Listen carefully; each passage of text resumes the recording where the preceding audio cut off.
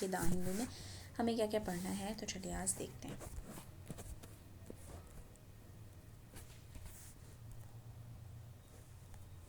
एक तो यहाँ पे ये है कि चंद्रयान 3 लैंडर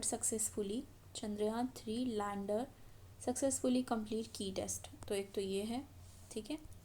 दूसरा हम देखेंगे जो हमको और देखना है यहाँ पे पढ़ने के लिए, एक तो ये हमारा है the curious case of disqualification of politician की बात यहाँ पर करी जा रही है, तो इसके कॉन्टेक्स्ट में हम यहाँ चीज़ें देखने वाले हैं।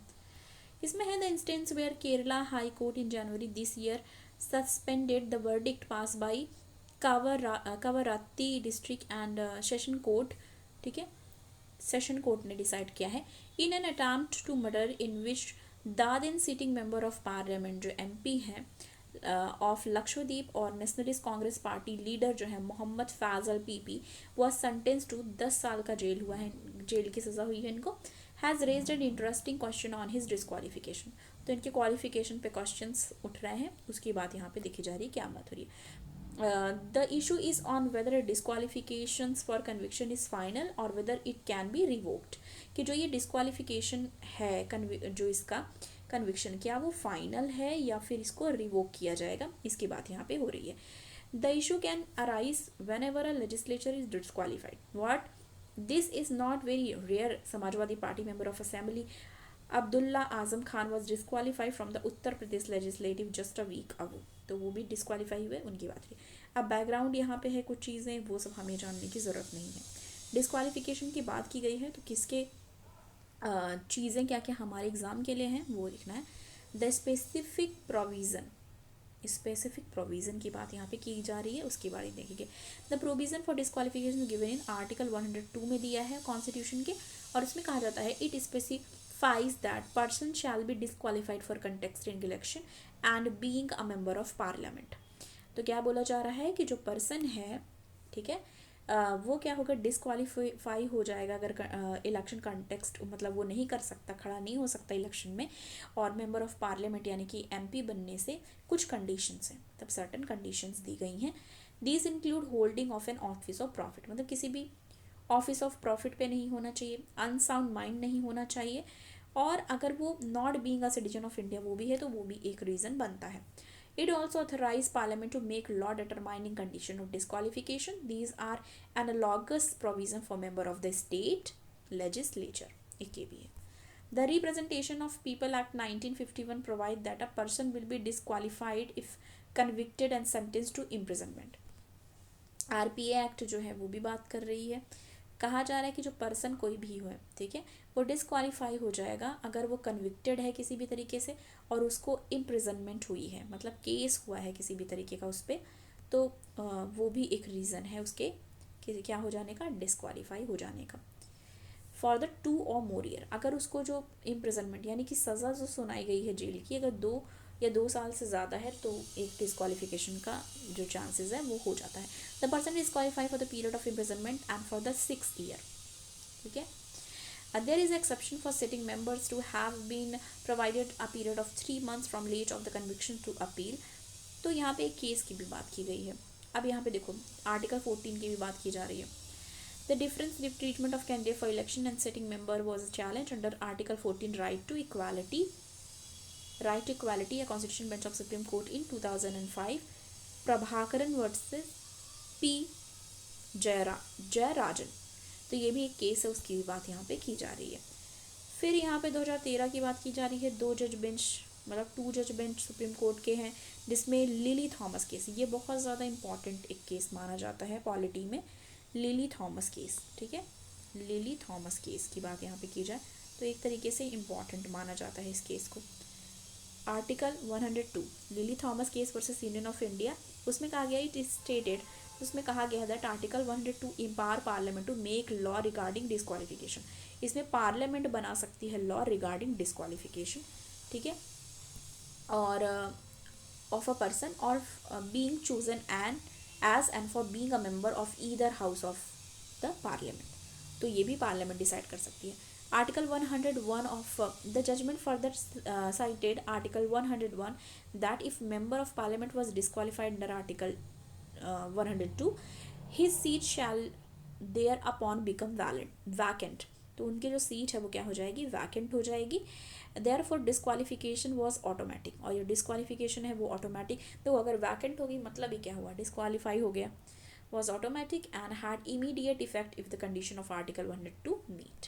तो ये भी बात यहाँ पे की जा रही है. इम्प्लीकेशंस कुछ बताए गए हैं, क्या है इम्प्लीकेशंस ये देखने हैं. So what happen if the conviction is suspended. Navjot Singh Sidhu case की बात की जा रही है यहाँ पे. Was convicted and sentence 3 year imprisonment उनको हुआ है when he was an MP, और वो तब हुआ जब वो MP थे.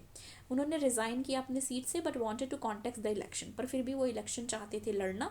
N appeal for a stay on his conviction. The supreme Court stayed his conviction in 2007 which removed the disqualification until the appeal was decided. This decision allow him to contest the election. तो मतलब वो election में फिर भी लड़ना चाहते थे, हालांकि वो डिस्क्वालीफाई मतलब उन्होंने इस्तीफा दे दिया था. The issue was also discuss. अब लिली थॉमस केस की बात की जा रही है यहाँ पे 2013 की. जजमेंट क्या आया इसमें, डिस्क्वालिफिकेशन पर्सन में obtain stay on his conviction and cited on an earlier 2007 judgment that disqualification would be remove from the date of the stay order. उसमें से क्या कर दिया गया था, स्टे ऑर्डर से जो डिस्क्वालिफिकेशन है उसको रिमूव कर दिया गया था. सो व्हाट हैपन नाउ, अभी क्या हो रहा है, तो अभी की बात की जाए तो इसमें कहा जा रहा था Lakshadweep seat was declared vacant but the ECI after the stay order announce differing the by election. पर बाई इलेक्शन करने के लिए उन्होंने इजाज़त दी है. ठीक है. The Lok Sabha has kept the seat vacant and has not yet reinstated the MP. The reason for the High Court granted the stay was to avoid an expensive election. Expensive elections से बचने के लिए उन्होंने इस चीज़ को अपनाया है. The question is whether the removal of disqualification and the election avoided और whether the disqualification is removed only from the date of the stay order. क्या सिर्फ स्टे ऑर्डर तक ही इसको रिमूव किया गया है, ये भी एक सवाल है. Therefore vacated seat be filled only through by election, और ये कहा गया है कि ये फिल की जाएगी only through by election. This ठीक है. और इसमें Thomas judgment require the seat to be vacated immediately after disqualification where the Kerala high court stay try to ensure that MP retain the seat until the appeal is decided. तो मतलब ये सारी चीज़ें हैं जो यहाँ पर बोली गई हैं. ठीक है, इंपॉर्टेंट हो जाता है. लिली थॉमस केस याद रखना है, आर्टिकल 102, आर्टिकल 101 और रिप्रेजेंटेशन ऑफ पीपल एक्ट 1951. तो ये सारी चीज़ें इसमें याद रखनी है. जो सिद्धू का लेटेस्ट जो केस है वो भी याद रख सकते हैं. ठीक है. नेक्स्ट फिर हम देखेंगे हमें और नेक्स्ट कौन सा पढ़ना है. टेक्स्ट एंड कॉन्टेक्स्ट वाले में कुछ ना कुछ इंपॉर्टेंट रहता है, जैसे कि आज यहाँ पे है the supreme Court on sealed cover jurisprudence. इसमें क्या बात है ये देखेंगे. चीफ जस्टिस हैं जो DY चंद्रचूड़. ठीक है. उन्होंने किस चीज़ को बोला है, firm refusal of suggestions offered by government in sealed cover from the formation of propose committee to inquire into the Hindenburg report on the Adani group signals the supreme court awareness of how sealed cover jurisprudence has begun threaten to credibility of the judicial institution. तो अडानी के case से related यहाँ पे बात हुई है. और यहाँ पे ये भी है, seal cover document have been received in case such as Rafale jet.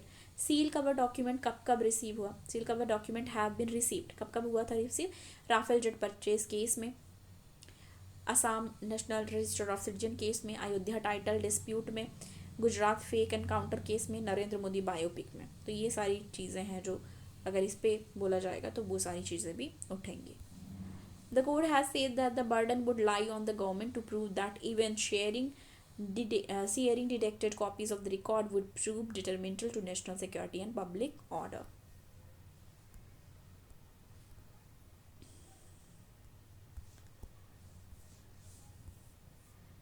How is India addressing sickle cell anaemia. How is India addressing sickle cell anaemia. तो इस सिकल सेल एनीमिया की बात यहाँ पे हम करेंगे. तो देखो, फाइनेंस मिनिस्टर निर्मला सीतारमण जी ने अनाउंस किया था कि इस साल के बजट में कि गवर्नमेंट काम कर रही है मिशन मोड में एलिमिनेट करने के लिए सिकल सेल एनीमिया को 2047 तक, मतलब 2047 तक.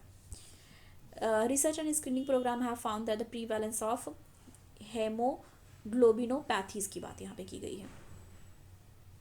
डिसऑर्डर जो कि ब्लड का होता है. It is more tribal population is more among tribal population than non tribal communities. तो ये ज़्यादा देखा जाता है ट्राइबल जो पॉपुलेशन है उनमें कंपैरिजन नॉन ट्राइबल में. Sickle cell anaemia is genetic disorder. ये एक जेनेटिक डिसऑर्डर है. Making complete elimination challenge that required मेरे साइंटिफिक ब्रेकथ्रू. तो ये जेनेटिक है, इस वजह से इसको एक तरीके से चैलेंज हो जाता है एलिमिनेट करना. ये चीज़ें यहाँ पे भी बोली गई हैं. देखो यहाँ पे है कैन इट बी ट्रीटेड, तो यहाँ पे कहा गया है कि ये एक जेनेटिक डिसऑर्डर है और ये इस तरीके से क्या करता है, एलिमिनेट कर पाना इसको एक चैलेंज हो जाता है। तो ये सारी चीज़ें यहाँ बात की गई है।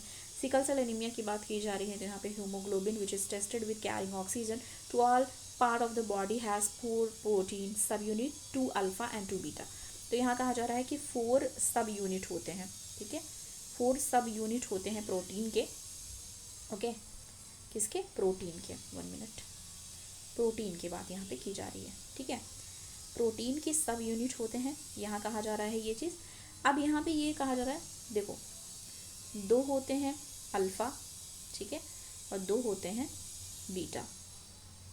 तो मैंने ये 2 होते हैं अल्फ़ा, 2 होते हैं बीटा, तो उसकी भी बात यहाँ पे की जा रही है, ठीक है। 4 प्रोटीन होते हैं, ये भी याद रखना है।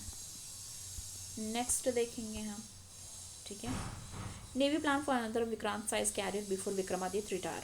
तो नेवी क्या प्लान कर रही है, विक्रांत साइज का और एक कैरियर बिफोर की जो विक्रमादित्य है वो रिटायर हो उसके पहले विक्रांत साइज का एक जो है कैरियर वो चाहते हैं नेवी, ठीक है, ओके, ये हुआ। फिर हम नेक्स्ट देखेंगे, ओके, तो यहाँ पे चीज़ें थी, यहाँ पे एक और है, India plan to export solar power of Asia. तो यहाँ कहा जा रहा है बाई 2026 इंडिया क्या कर रही है, इंडियन इंडस्ट्री वो ठीक है, will be able to manufacture every year solar module that generate 100 gigawatt power, help country to be next exporter of solar power, next exporter बनी कंट्री सोलर पावर की, इसकी बात यहाँ पे की जा रही है। तो ये सारी चीज़ें हैं जो सोलर पावर से रिलेटेड। तो आज यही सब था जो हमको पढ़ना था, हालांकि इसमें शॉर्ट नोट में आज कुछ ऐसे लिखने का नहीं है। एक सिकल सेल एनीमिया से रिलेटेड है, तो वो हम स्टार्टिंग में हमने पहले जो हमारा 2-3 महीने पहले हमारा जो था उसमें आया हुआ था ऑलरेडी सिकल सेल एनीमिया का, ठीक है। तो आज ऐसा कुछ नहीं है जो हमें शॉर्ट नोट में इस तरीके से लिखना है। तो बस आज के लिए इतना ही, थैंक यू, मिलती हूँ नेक्स्ट वीडियो के साथ।